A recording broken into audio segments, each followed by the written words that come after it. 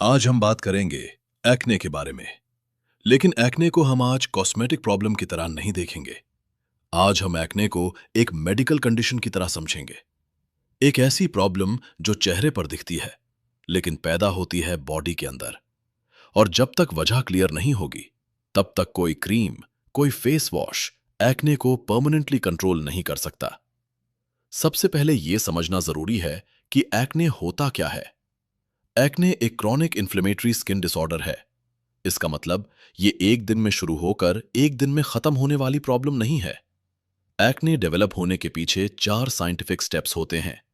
पहला, सीबम यानी स्किन का ऑयल नॉर्मल से ज्यादा बनाना। दूसरा, डेड स्किन सेल्स का पोर्स के अंदर जम जाना।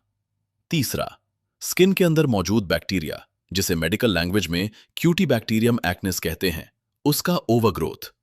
और चौथा, इन्फ्लेमेशन यानी सूजन और दर्द। जब ये चारों चीजें एक साथ होती हैं तब एक्ने पैदा होता है।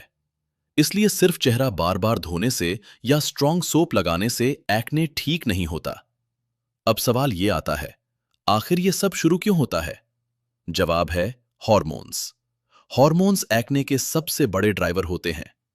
एंड्रोजन हॉर्मोन्स जैसे टेस्टोस्टेरोन जब ज्यादा एक्टिव हो जाते हैं तो सेबेशियस ग्लैंड्स को सिग्नल देते हैं कि ज्यादा ऑयल बनाओ।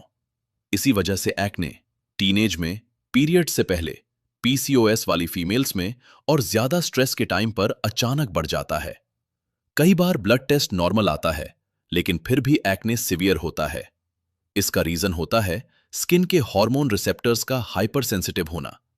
इसलिए सिर्फ लैब रिपोर्ट देखकर एक्ने को जज करना गलत है। पेशेंट की हिस्ट्री और सिम्टम्स उतने ही इंपॉर्टेंट होते हैं।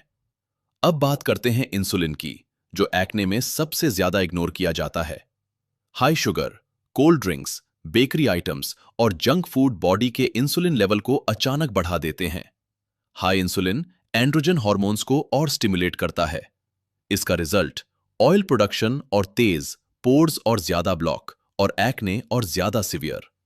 इसलिए एक्ने कंट्रोल करने के लिए डाइट सिर्फ सजेशन नहीं बल्कि ट्रीटमेंट का हिस्सा होती है। स्ट्रेस का रोल भी उतना ही इंपॉर्टेंट है। जब हम क्रॉनिक स्ट्रेस में रहते हैं तो बॉडी कॉर्टिसोल हार्मोन ज्यादा बनाती है। कॉर्टिसोल स्किन की हीलिंग स्लो करता है, इन्फ्लेमेशन बढ़ाता है और एक्ने को वर्सन करता है। इसलिए exams, job pressure, relationship stress, इन सब के दौरान एक्ने फ्लेयर होना बिल्कुल साइंटिफिक है। अब बात करते हैं एक्ने के टाइप्स की। सब एक्ने एक जैसे नहीं होते।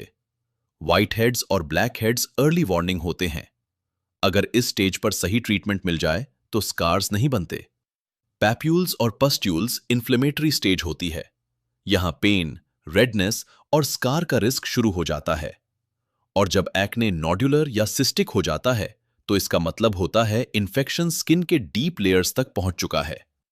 इस स्टेज पर डिले ऑलमोस्ट हमेशा परमानेंट स्कार्स देता है।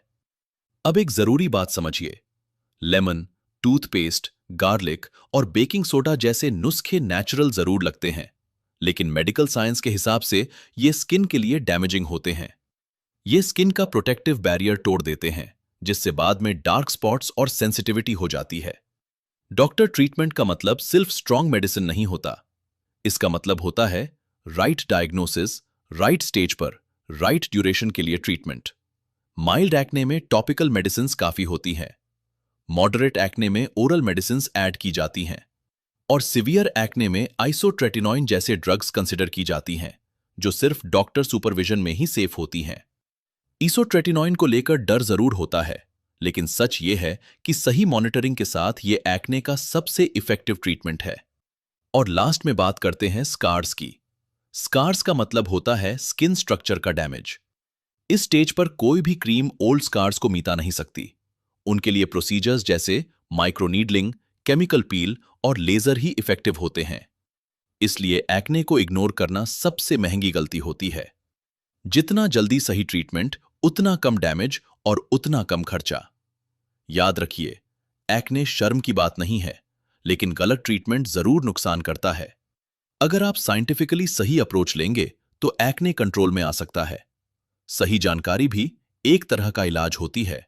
चैनल को सब्सक्राइब करें एंड बेल आइकन दबाएं। अगर आपको ये वीडियो अच्छी लगी हो तो शेयर एंड लाइक करें, कमेंट करें। Thanks for watching.